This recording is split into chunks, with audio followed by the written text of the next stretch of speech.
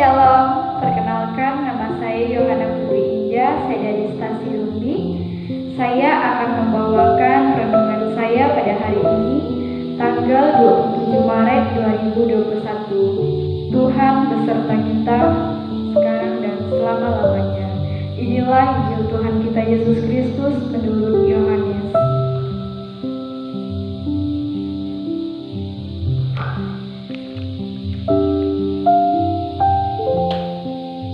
Yohanes 11 ayat 47. Lalu imam-imam kepala dan orang-orang Farisi memanggil mahkamah agama untuk berkumpul dan mereka berkata, "Apakah yang harus kita buat?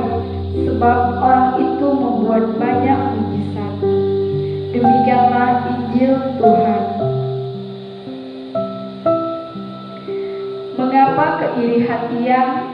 Karena di mana orang Farisi itu iri melihat Yesus, sehingga dia berusaha untuk bagaimana bisa menjatuhkan Yesus, bahkan membunuh Yesus.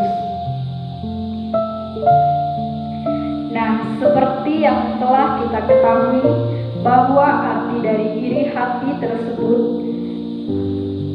terkadang disebut juga dengki, adalah suatu emosi yang timbul ketika seseorang yang tidak memiliki suatu keunggulan, baik prestasi, kekuasaan, atau lainnya, menginginkan yang tidak dimilikinya itu, atau mengharapkan orang lain yang memilikinya agar kehilangan. Iri hati adalah suatu sifat yang tidak senang akan rezeki dan nikmat yang didapat orang lain, dan cenderung berusaha untuk menyaingi. Dengki adalah sikap tidak senang melihat orang lain bahagia dan berusaha untuk menghilangkan nikmat tersebut. Sifat ini sangat berbahaya karena tidak ada orang yang suka dengan orang yang memiliki sifat tersebut.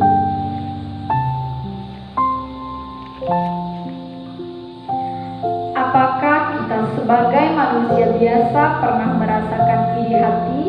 Tentu jawabannya itu pernah, atau bahkan sering mengalami keirihatian terhadap sesama kita manusia. Contohnya bisa saja merasa sebel jika ada orang yang mempunyai barang atau prestasi orang lain. Apa yang dimiliki orang lain pasti dia juga ingin memilikinya. Contohnya, harta yang orang lain punya dan dia tidak memilikinya. Dia selalu iri kepada orang lain. Bisa juga iri melihat teman yang mempunyai pakaian baru, merasa iri hati melihat temannya memiliki banyak teman-teman.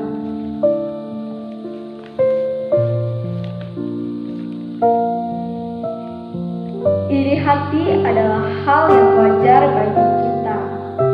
Apalagi seperti contoh yang tadi saya jelaskan, pernyataan bagi kita. Bagaimana kita mengolah iri hati itu menjadi yang positif. Contoh, ketika di sekolah, teman saya mendapatkan nilai bagus, sedangkan saya mendapatkan nilai yang jelek.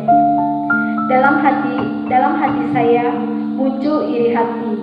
Ketika kita mengalami demikian, apakah kita pernah sadar? Justru dalam hati saya mau belajar lebih giat untuk dapat mengalah dia, atau malah sebaliknya, memfitnah teman yang nilai bagus dengan menuduh bahwa dia mencontek. Ini kembali kepada diri kita. Nah, saudara-saudari yang terkasih, Yesus mau mengajarkan kita untuk tidak iri hati, seperti ahli Taurat, sehingga muncul niat untuk menjatuhkan Yesus. Kita sebagai anak Allah pasti mengalami demikian. Cuma pertanyaannya, bagaimana sikap kita mengubah iri hati itu menjadi sifat yang memacu diri kita untuk menjadi lebih baik, bukan malah menjatuhkan orang lain. Semoga dengan renungan singkat ini mau mengajarkan kita untuk tidak iri hati dan jatuh dalam menjatuhkan orang lain, karena kita semua adalah anak. Marilah berdoa.